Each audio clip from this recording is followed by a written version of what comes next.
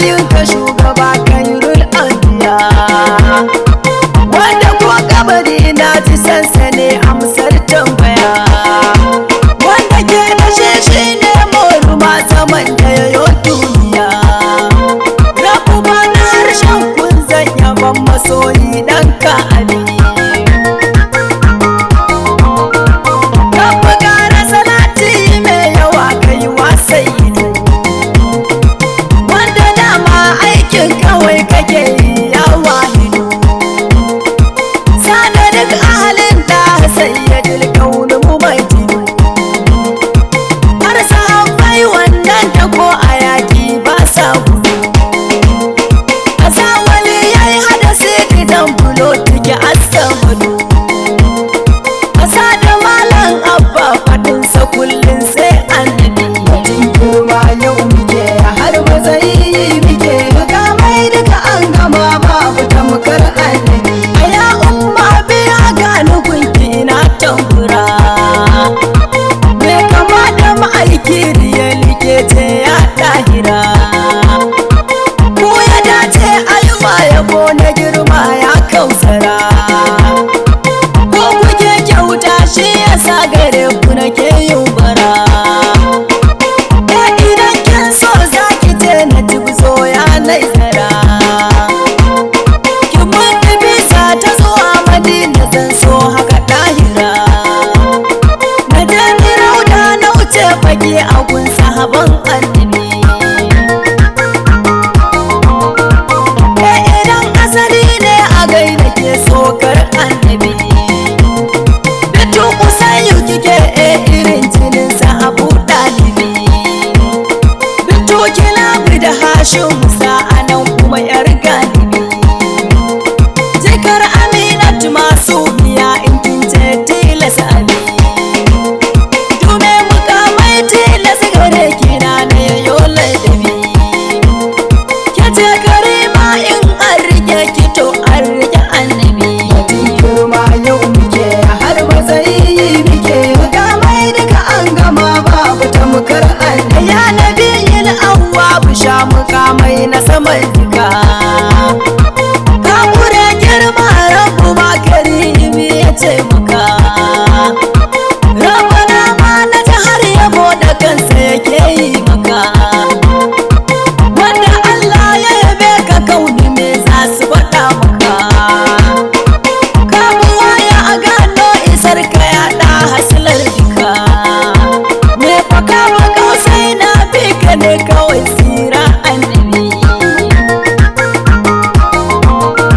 Babu dacewa sai riko da kai gatan al'umma, ba mai rabon kayan rabu banda kai ya abul faduma. Ka isar rubaye da rabbana ainihin rahama, me ido na ganin rabbana na ce ƙarshen girma. Na ji fadar saka je ka har ka shigar takalma, ku kai munajati kai da shigalar tsira annabi. Girma yau muke har matsayi muke, mukamai duka an gama babu tamkar annabi.